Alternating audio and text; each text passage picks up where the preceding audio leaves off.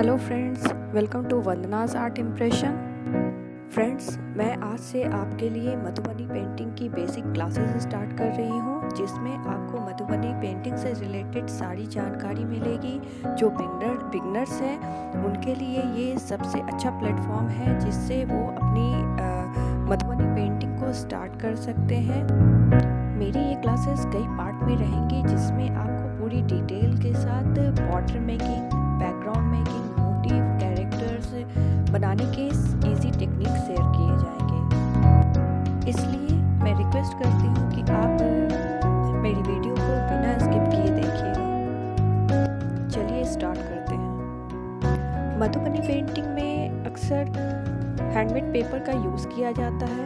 ये मेरे पास एक हैंडमेड पेपर है, इसके टेक्सचर काफ़ी अच्छे हैं। इसके अलावा मेरे पास 200 ESM की A4 शीट है।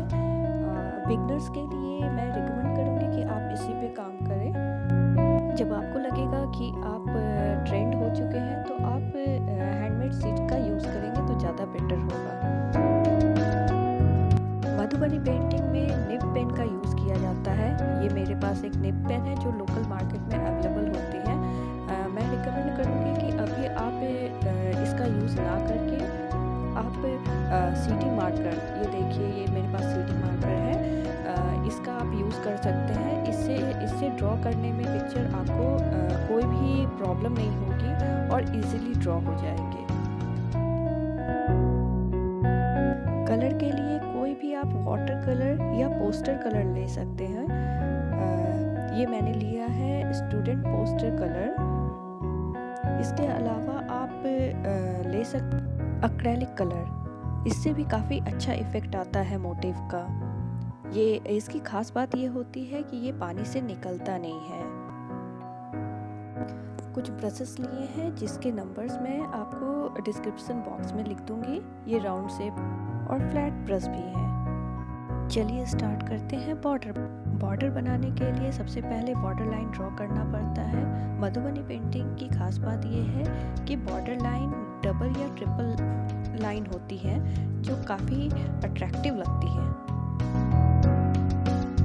बॉर्डर बनाते समय इस बात का विशेष ध्यान दिया जाता है कि जिस साइड आप बॉर्डर बना रहे हैं वो जितने भी मोटिव उसके अंदर डल रहे हैं वो इक्वल रहे। साइड के सेंटर में पॉइंट करना होता है, जैसे मैं ये पॉइंट कर रही हूँ। उसके बाद फिर उस पॉइंट से कॉर्नर के साइड से इक्वल करना होता है। ऐसा करने से जो भी आप डिज़ाइन इसमें डालेंगे वो सारे इक्वल होंगे, कोई भी बड़ा छोटा नहीं होगा।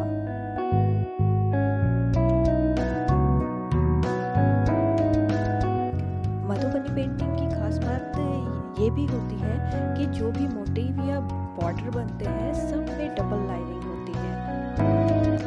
यहाँ मैं पत्तियों वाली बॉर्डर ड्रॉ कर रही हूँ जो काफ़ी इजी है। मधुबनी पेंटिंग बेसिकली बिहार और नेपाल के बॉर्डर मिथिलांचल प्रदेश से बिलोंग करता है, इसलिए इसे मिथिला पेंटिंग या मिथिला आर्ट के नाम से भी जाना जाता है। ऐसा माना जाता है कि मधुबनी पेंटिंग रामायण काल से ही प्रारंभ की गई है, जब भगवान राम और माता सीता की शादी होने वाली थी। तो मिथिला के राजा जनक, जो सीता जी के पिताजी थे, उन्होंने मिथिला के सभी वासियों को यह आदेश दिया कि वो अपने घर को ऐसे सजाए जिससे मिथिला की झलक मिल सके। उस समय से ही मधुबनी पेंटिंग को एक नई पहचान मिली और यह बिहार का फोक आर्ट। मधुबनी पेंटिंग एक फोक आर्ट तो था, लेकिन इसकी कोई खास पहचान नहीं। लेकिन 1934 के अर्थक्वेक, जो आप शायद जानते होंगे इस अर्थक्वेक के बारे में, ये बिहार और नेपाल के एरिया को काफ़ी इफ़ेक्ट पहुंचाया था, काफ़ी क्षति पहुंचाई थी। उस समय मिथिलांचल एरिया काफ़ी ज़्यादा नुकसान में रहा था। वहाँ के सारे घर ध्वस्त हो चुके थे। इस नुकसान को, इस क्षति को देखने के लिए British officer William Archer Mithilanchal गए हुए थे और वहाँ के घरों पे उन्होंने देखा कि जो टूटे फूटे घर थे, दीवार पे ये पेंटिंग बनी हुई है। तो उन्हें ये पेंटिंग काफ़ी अट्रैक्टिव लगे।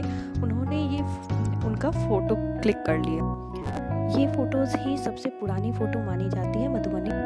ये मैंने बना लिया एक बॉर्डर। इसके अलावा मैं 12 और बॉर्डर तैयार करके आपको दिखा रही हूँ, जिससे आपको मधुबनी पेंटिंग के बॉर्डर के बारे में पूरी तरह से जानकारी मिल जाएगी किस किस टाइप से बॉर्डर बन सकते हैं। मधुबनी पेंटिंग में बॉर्डर्स या जितने भी मोटिव होते हैं वो प्राकृतिक से रिलेटेड होते हैं, जैसे फ्लावर्स, टर्टल, एलिफेंट, पीकॉक। ज़्यादातर इसमें भगवान को लिया जाता है, जैसे कृष्ण, राधा, शिव जी, पार्वती जी, राम, सीता, दुल्हा, दुल्हन, जो ब्राइड एंड ग्रूम होते हैं उसे भी बनाए जाते हैं। ये मधुबनी पेंटिंग में ब्राइट कलर ज़्यादा यूज़ होते हैं, डल कलर बिल्कुल यूज़ नहीं होते हैं। अगर आप डल कलर यूज़ करते हैं तो वो इतने अट्रैक्टिव नहीं होंगे। मधुबनी पेंटिंग की हिस्ट्री को मैं फिर से कंटिन्यू करना चाहूँगी। जब विलियम आर्चर ने जो पिक लिया था, उस पिक को अपने एक आर्टिकल में, जो 1949 के करीब उन्होंने आर्टिकल लिखा था, उसमें उन्होंने शेयर किया था। उस वक्त से मधुबनी पेंटिंग को एक ग्लोबल पहचान मिल गई। मधुबनी पेंटिंग अक्सर दीवार पे बनाई जाती थी और फर्श पे भी कुछ लोग बनाते थे। फर्श पे बनाने के लिए चावल के पेस्ट को यूज़ किया जाता, जबकि दीवार पे या हैंडमेड पेपर पे बनते थे उस पे माचिस की तीली या बैम्बू स्टिक का यूज़ किया जाता था। बैम्बू स्टिक को खड़ी कहा जाता था। कलर के लिए नेचुरल कलर यूज़ किया जाता था, जैसे हल्दी के लिए येलो कलर, सिंदूर के लिए जो महिलाएं सिंदूर लगाती थी उसके लिए उसे रेड कलर के रूप में लिया जाता था। लीव्स, जो पत्तियां होती हैं, उसे ग्रीन रंग के रूप में लिया जाता था। इसी तरह के बहुत कलर के, जो अलग अलग कलर के फूल होते थे, फ्लावर्स होते थे, उससे अलग अलग कलर निकाले जाते थे।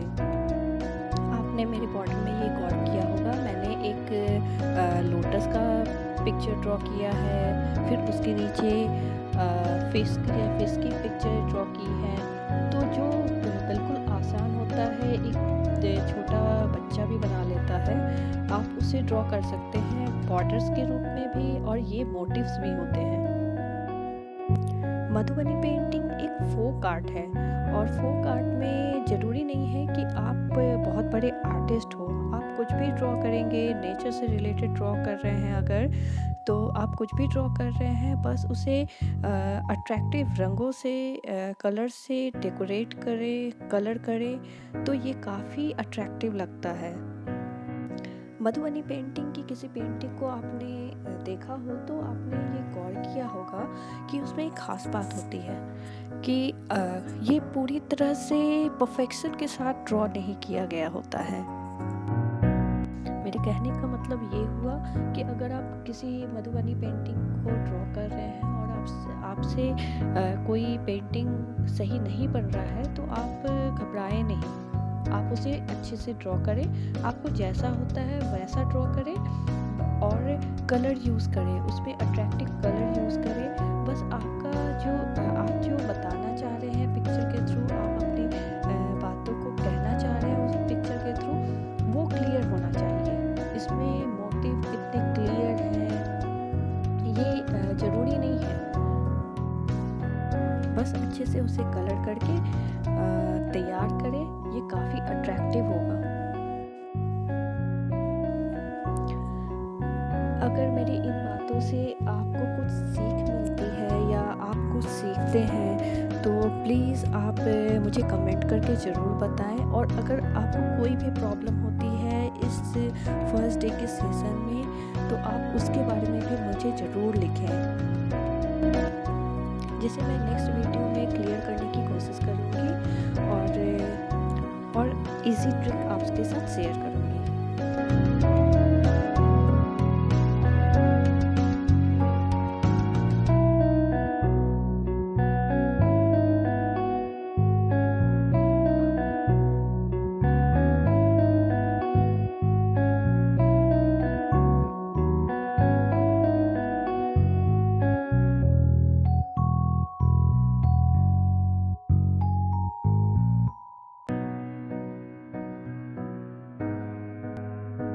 मधुबनी पेंटिंग की ये ऑनलाइन क्लास अगर आपको अच्छी लगी है तो प्लीज़ इस वीडियो को लाइक करना मत भूलिएगा। साथ ही वीडियो को शेयर करना मत भूलिएगा, जिससे और भी व्यूअर्स जो मधुबनी पेंटिंग सीखना चाहते हैं उन्हें लाभ पहुंच सके। अगर आप मेरे चैनल पे नए आए हैं तो प्लीज़ आप मेरे चैनल को सब्सक्राइब कर लीजिएगा और साथ में बेल आइकन को हिट करना मत भूलिएगा, जिससे मैं जब आपके लिए वीडियो अपलोड करूँगी तो उसका नोटिफिकेशन आपके पास तुरंत चला जाएगा।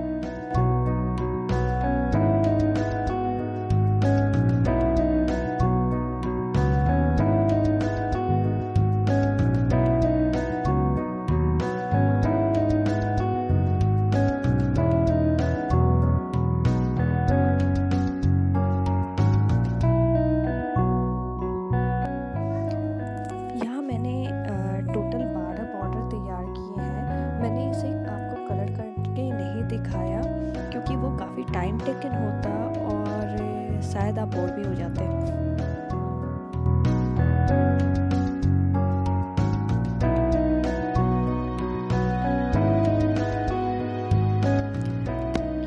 मेरे इस जर्नी का हिस्सा बनने के लिए मैं उम्मीद करती हूँ कि नेक्स्ट क्लास में आप ज़रूर आएंगे और मेरी